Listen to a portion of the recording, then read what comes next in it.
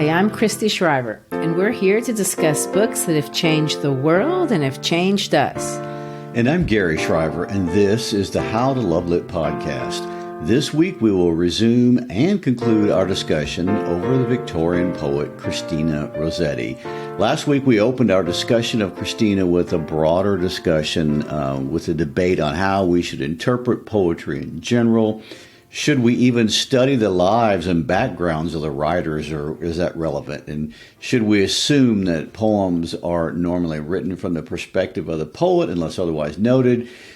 Should we assume that poetry that was not published by the author, but were in fact private until after their death, meant to be confessional? In other words, should they express the situation and the views the author had about their own life? And of course, there are many poets that these questions apply, but they came up often when reading the poetry of Christina Rossetti.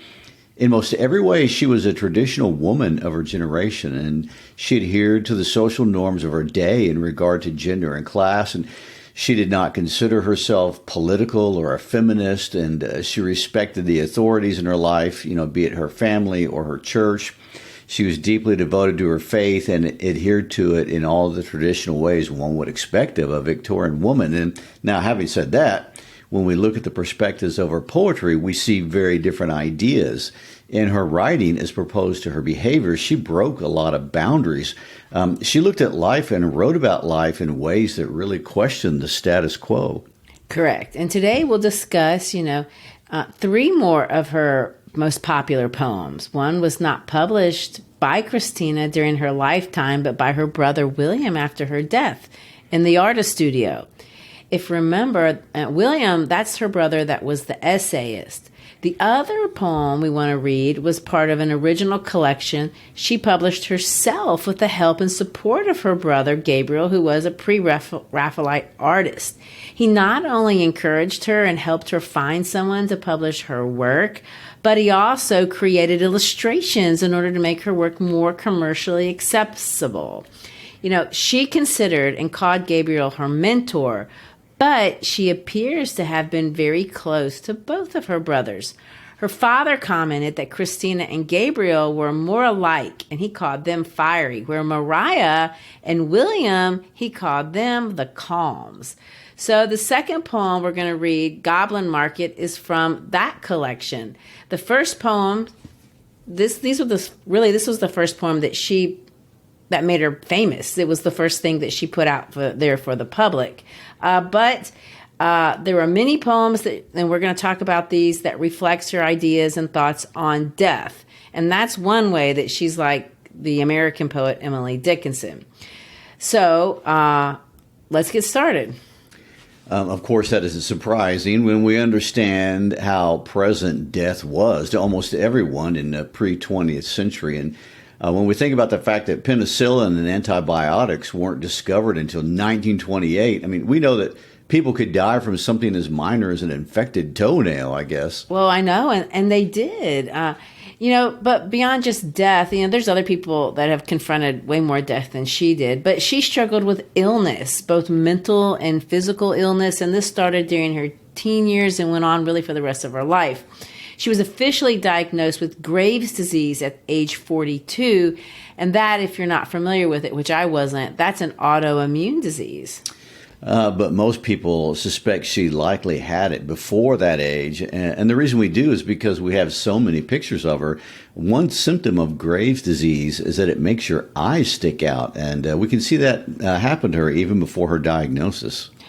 So we will look at a couple of her poems that deal with death, two that are popular and that are read at funerals. But we also want to talk a little bit about her most famous poem, and that's the narrative Goblin Market.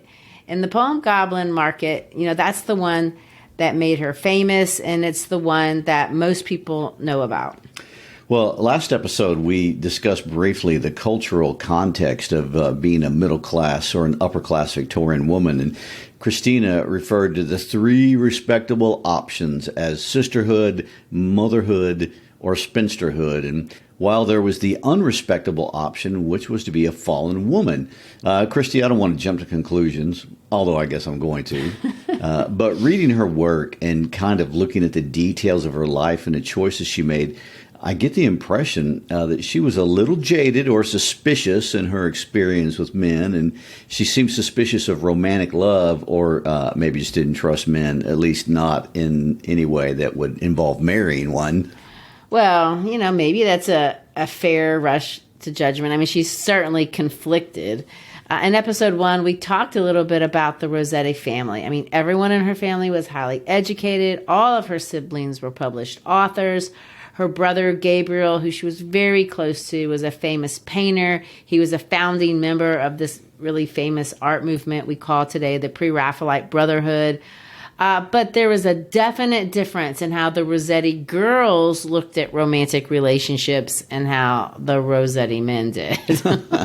Well, it's abundantly clear that the Christian faith was extremely important to Christina's mother, Frances, her sister Maria, who became a nun, as well as Christina herself. And the Christian faith was really a shaping force. And they were Tractarian, which is a fancy term. It means they believed a lot of the doctrines of the Catholic Church, but they didn't accept the authority of the Roman Catholic Church in Italy as a governing body. And, in other words, the Bible and the Common Book of Prayer informed how she believed she must engage God, but also how she should engage society. And her understanding of faith really informed all of her life choices, including who she would or would not marry. In fact, especially later in life, and by later I mean, age 40, after she was famous, I wouldn't call that old, but by that age, she would go to great pains to craft a public persona of a woman who was extremely pious, almost to the point of being like ascetic, like a monkey kind of life, just completely unconcerned with worldly things. However, having said that, there are a couple of times, especially as a young adult, that we see that her commitment to her faith and her understanding of what that means for her put her in a couple of existential double binds, especially in regard to her love life. On one hand, Christina clearly had no desire to buck her faith, the faith of her family, or, the Victorian norms of her day. On the other hand, her brothers had a very different perspective. They veered early in life from the narrow path of the Christian life and the conventional code of Victorian conduct. And those were the two men that she was closest to, and she clearly loved them. She respected them. And yet their paths, their friends, men who were also her friends, did not demonstrate a commitment to the Christian faith or the Christian ideals. And this is very evident in the way they treated women. We can only imagine, I wonder, how did this affect her worldview? I do think, if it were me and my brother were Gabriel Dante, it would give me pause. I would be very, maybe a little skeptical about involving myself with his friends, maybe even men in general. Well, that's a little cryptic, Christy. What do you mean by that? Well, to put it in simple terms, they had this group, the Pre-Raphaelite Brotherhood. This was her brother's friends group. They were talented. They're clearly fun, brilliant, loyal to each other, loyal to her. They clearly loved her. But they were not the most faithful romantic partners in the world. Dante Gabriele Rossetti, Christina's brother, he's an accomplished artist. His work is famous still today. You can Google it. It's very good. The Pre-Raphaelite Brotherhood, they broke a lot of barriers in the art world. Their art's colorful. It's interesting. They painted lots of portraits. Christina posed for them. Christina posed for her brother and for two of his buddies in the what they called the PRB, the Pre-Raphaelite Brotherhood. They created, art for these exhibits all over Europe. One famous painting of Dante's, this may be a digression, but it's worth paying attention to, the Girlhood of Mary Virgin. That's Christina. She posed as the Virgin Mary, except it's not a normal portrait of Mary. There's books and she's wearing normal clothes, well, normal for their day. She posed for another poem of his titled The Annunciation Ecce Ancilla Domini. It's also pretty well known. It's also a religious painting, but she's a model for these guys. And when you see how shy or really private she was, I mean, it's strange to think of her as posing for a group of male painters. I agree. And I think it's worth noting that she never posed as herself. She always gave license to the men to use her likeness to paint other people.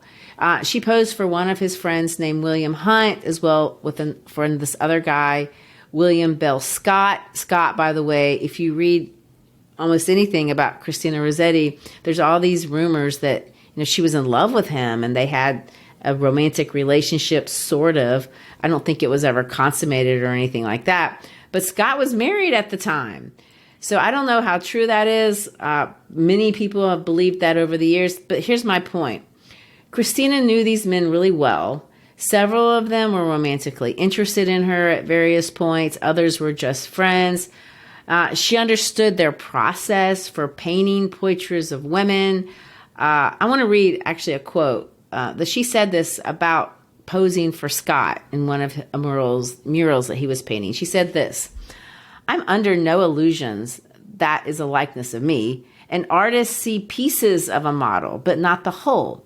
They use what they want to, the color of her hair, the eyes, the shape of her face, the length of her neck. They maneuver her to find the necessary position of her head, droop of her shoulders, or outstretch of her hands. They imagine what they want to, such as turning the discomfort, even pain of staying in one position for so long into a pining for love." I think that's kind of an interesting observation about how she felt about women, how these men looked at her. It is. And Dante didn't just paint Christina. He painted various women, and many of them he had romantic relationships with. And one important woman in Dante's life was his girlfriend and then his wife, Elizabeth Siddell, otherwise known as Lizzie. Oh, yes. The famous story of Gabriel and Lizzie. I mean, that's the context for the poem that we're going to start with today, In an Artist's Studio.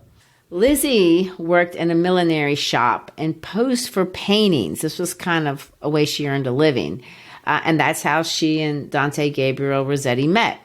After a while, though, they developed a relationship, and then she started to only pose for Gabriel. Well, over the course of their relationship, he becomes utterly obsessed with her. And for a while there, as obsessions always are, this felt like a good thing.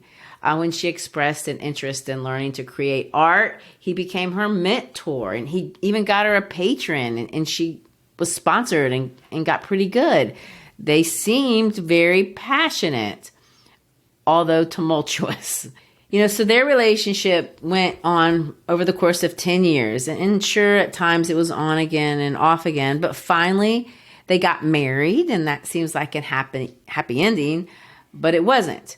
Dante apparently, as some of these brotherhood people did, had a fidelity problem. And he got involved with a model, Annie Miller, who was also involved with a good buddy of his, William Hunt.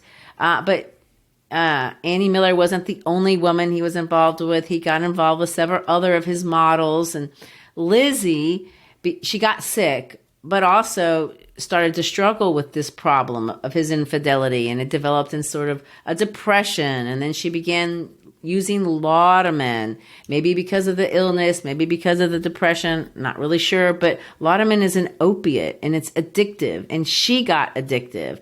And her drug problem persisted. It grew. It did not help their relationship. It made things worse.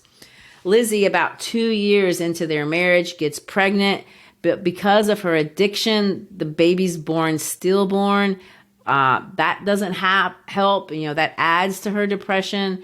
And on February 11, 1862, Lizzie died of a laudanum overdose. This, by the way, is the same year that Gabriel and Christina finally get, Christina's first book published, Goblin Market. And it's a big deal. But Lizzie's death haunted Gabriel.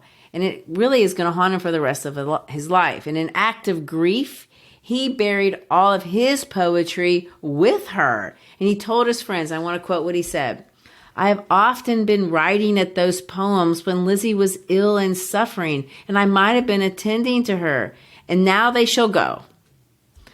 They did for a while. 6 years later, though, he kind of felt bad about that, and he dug them up and retrieved them, although they were all messed up at that point. But he was never really the same.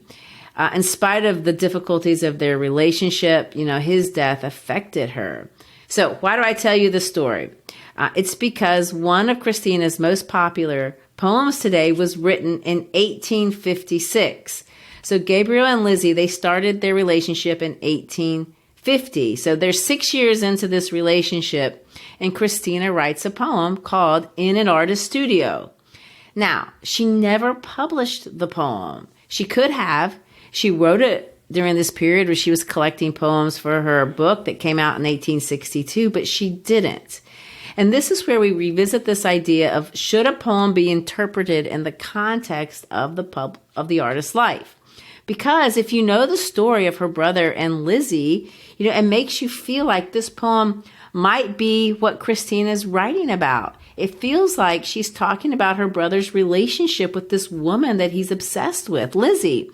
Except she doesn't say that. In fact, Christina takes great pains not to say who the poem is about. There's no names in the poem, but it is about an artist in a studio that she herself had sat in multiple times and would still sit in the future, and men would paint her the way the artist is painting somebody in the poem. It's her reflections on what seems to be a romantic relationship. So this can't be the relationship between her and her brother, but it's a relationship between a man and a woman, between an artist and a muse. And we see this because there's a specific power dynamic expressed in the poem. It's not a romanticized version. It's not idealized. This is not a fairy tale. This poem is not a rom-com. Well, before we read the poem, I think there's a couple of interesting things to point out. This poem is a sonnet.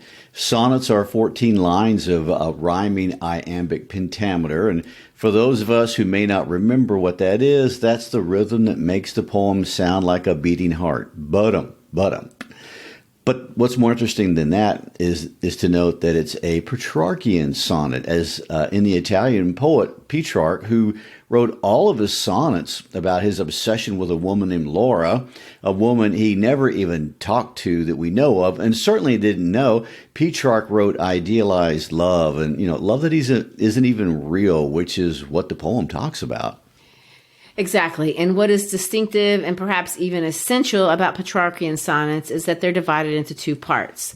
The first 8 lines, that's the first part, and then you have the 6 following lines, and they kind of go together. So we call the first 8 lines the octave, and that's the setup. Then there's a shift, which we call the volta. We see a change, and then we see what's different in the second part of the poem. So that's a lot of intro, but let's read the poem. In an Artist Studio by Christina Rossetti.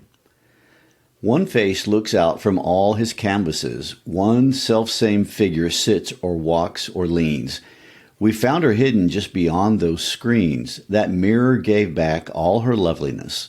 A queen in opal or in ruby dress, a nameless girl in freshest summer greens, a saint, an angel, every canvas means that same one meaning, neither more or less. He feeds upon her face by day and night, and she with true kind eyes looks back on him, fair as the moon and joyful as the light, not wan with waiting, not with sorrow dim, not as she is, but was when hope shone bright, not as she is, but as she fills his dream.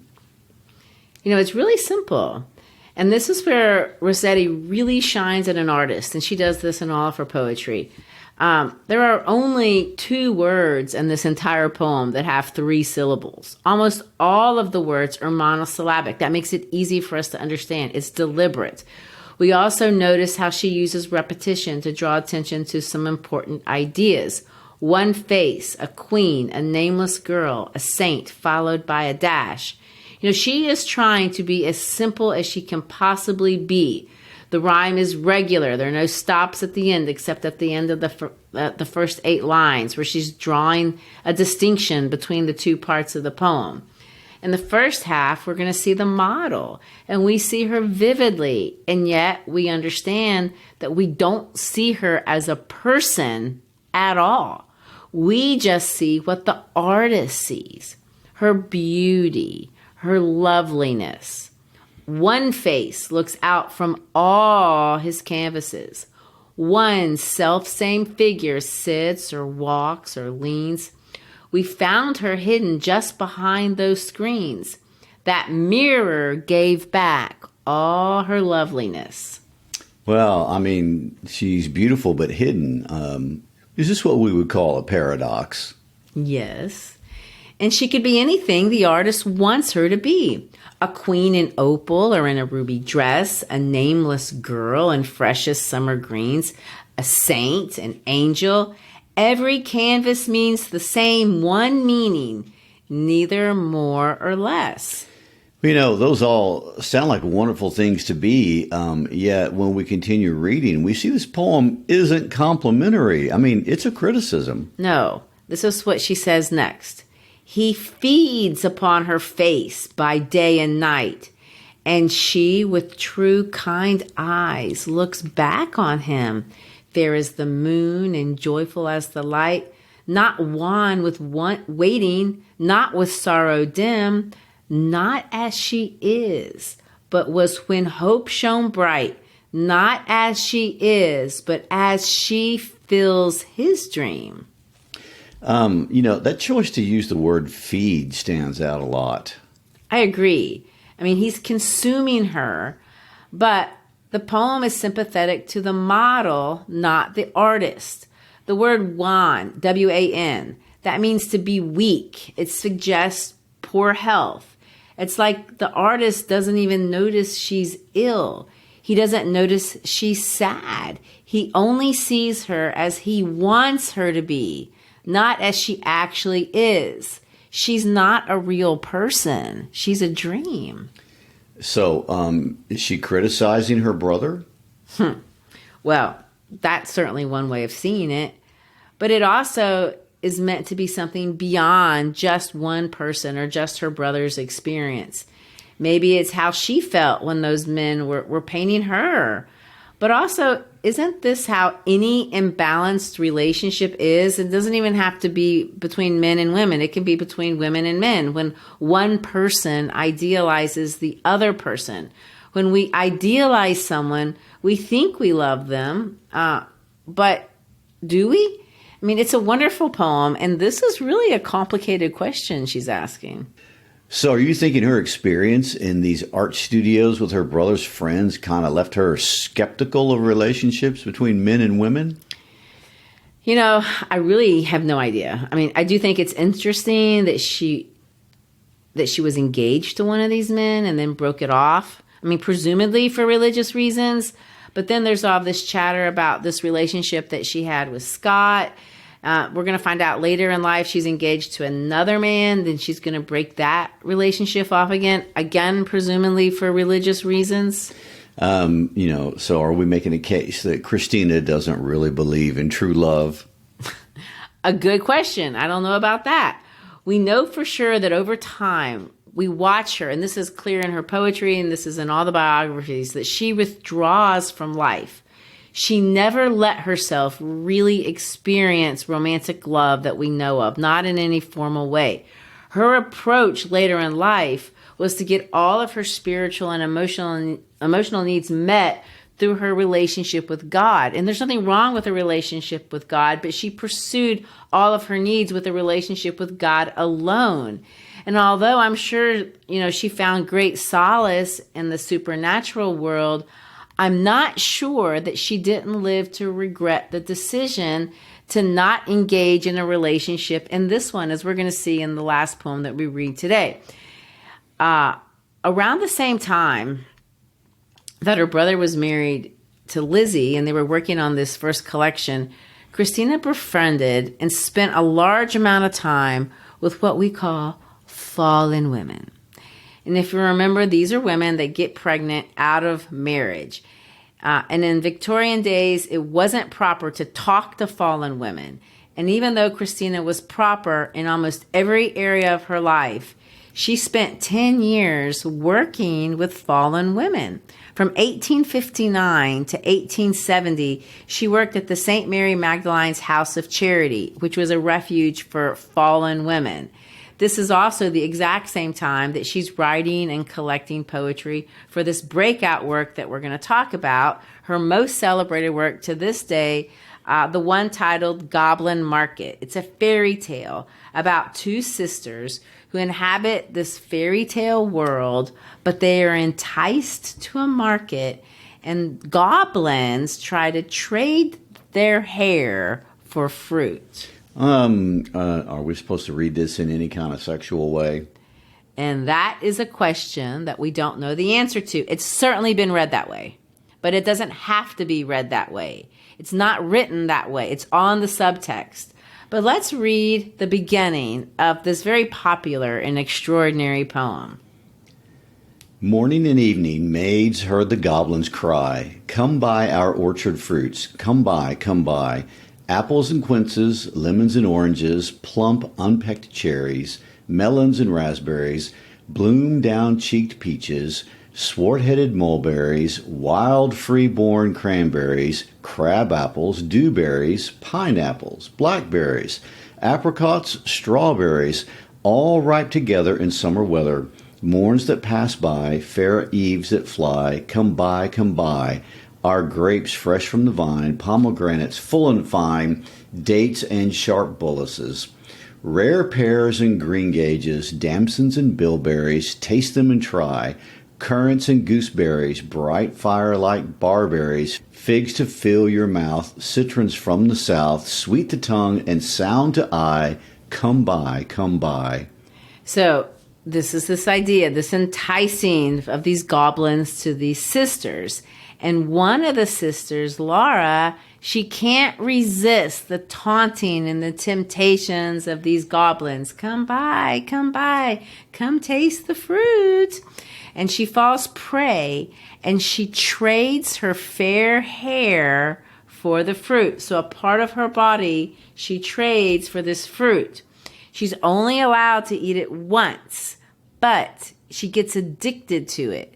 And she pines away, and she wants more and more fruit. Ultimately, though, she's saved by her sister Lizzie. Lizzie goes back to the goblin market, and they try to seduce Lizzie. They try to get her to eat the fruit. It's bad, and it gets physical, and it's almost violent as they try to force her to eat the fruit. And as they do, the fruit juices get all over her. She resists the fruit, or she resists eating the fruit, but when she comes back, she's smeared with all these juices all over her because of the entanglement that she had with the goblins. But this turns out to help her sister, because Laura samples the juice without the fruit, and somehow the juice without the fruit kind of wakes her up, and it becomes an antidote and helps her overcome her addiction. Consuming the fruit restores Laura to her former self, and the poem reads, Laura woke up like a dream and laughed in the old innocent way. The poem ends with these lines, and these lines are kind of famous. And deadly peril to do her good and win the fiery antidote, then joining hand to little hands would bid them cling together.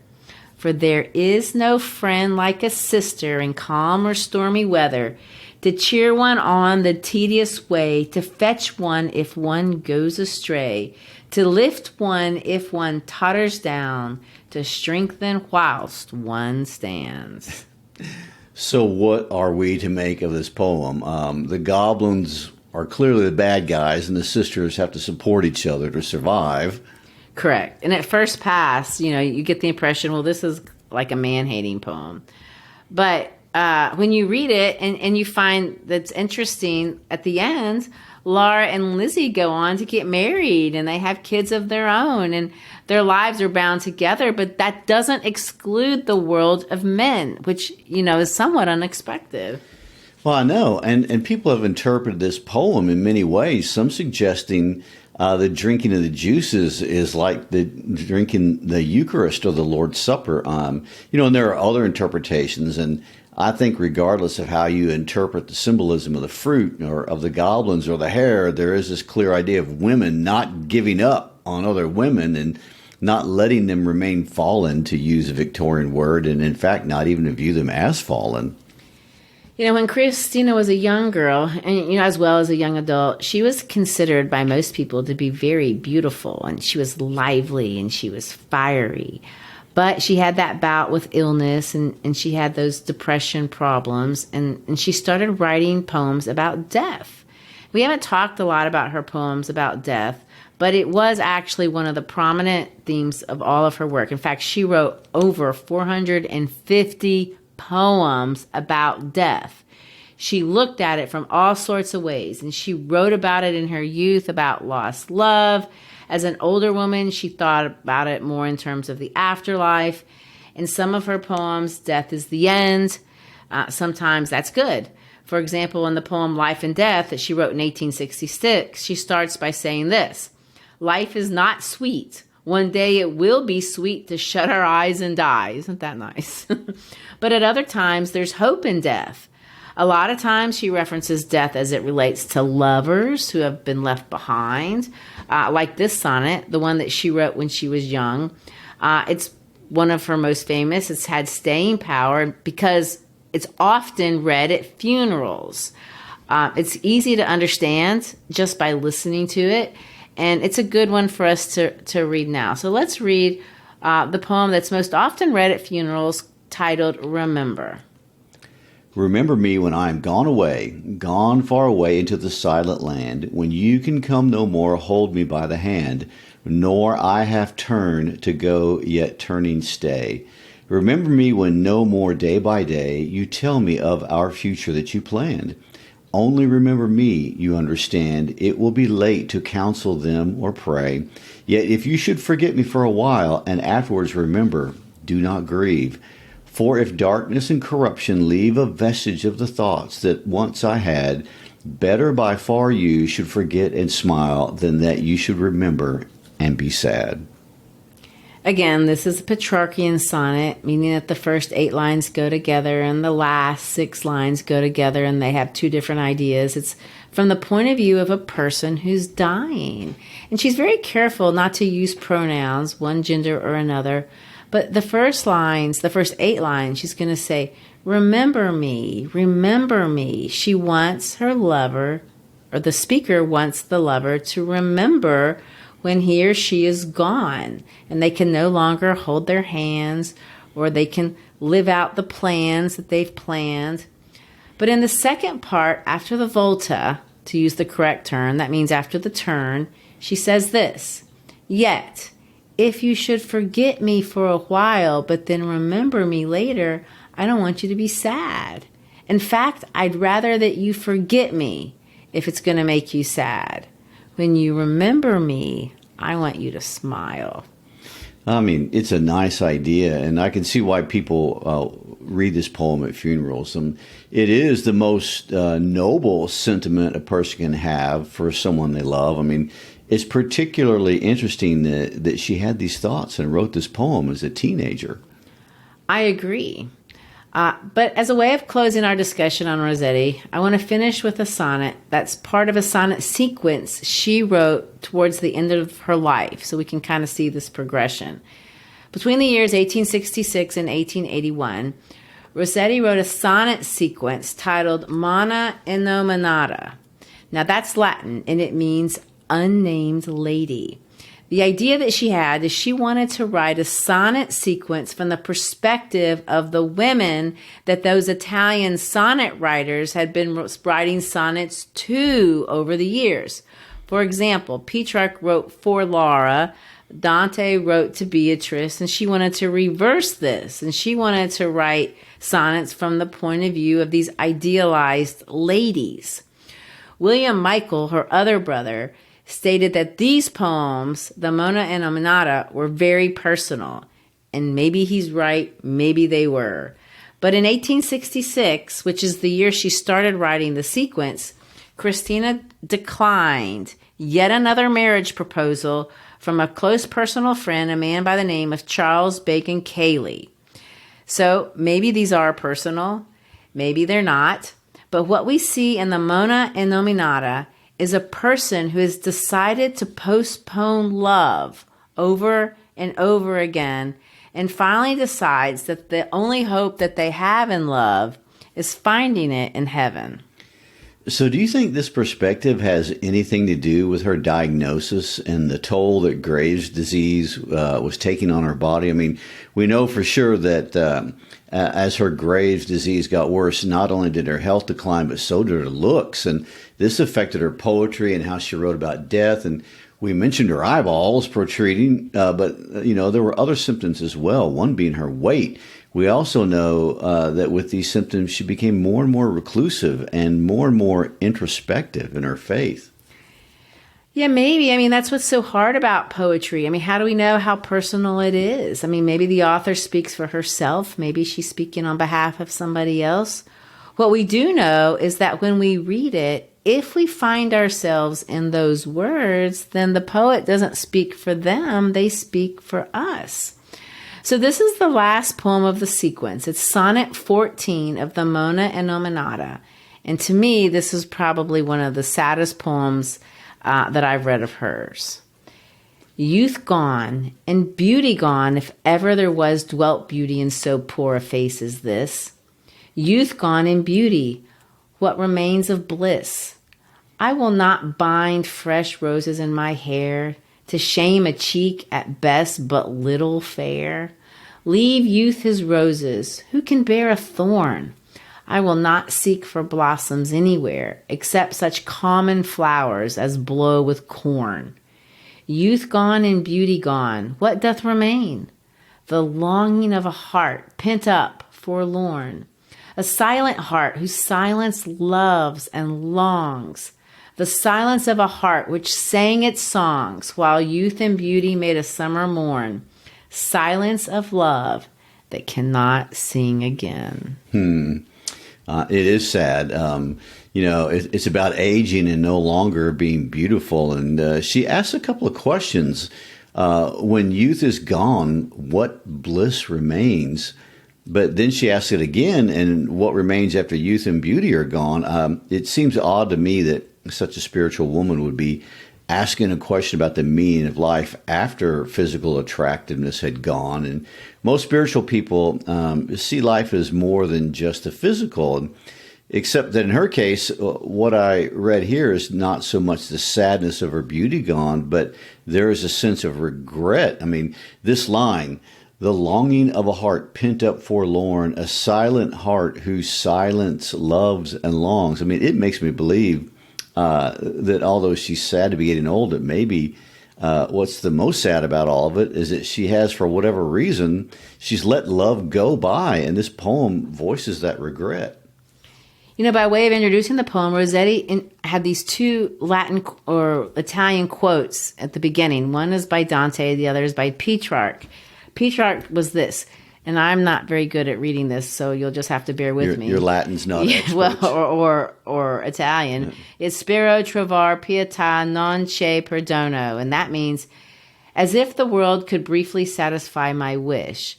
And the Dante quote is this: come dicesse o Dio, d'altro non calme.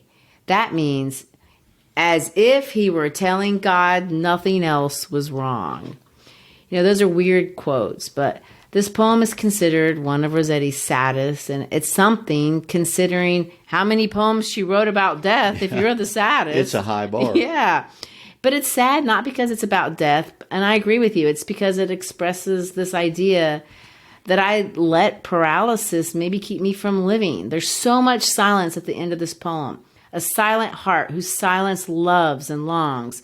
The silence of a heart which sang its songs. And then finally, of course, the last line, silence of lives that cannot sing again. Here's my thought on this, and you may laugh because this might be the musings of an extrovert, but my response to Rossetti or whoever she's speaking for is, I think to say, that's the problem. Don't be silent. Silence is paralyzing. Use your voice. Be brave. Yes, maybe you'll fall. Maybe you'll end up being one of these Victorian fallen women. Maybe you'll be like Laura in the Goblin Market.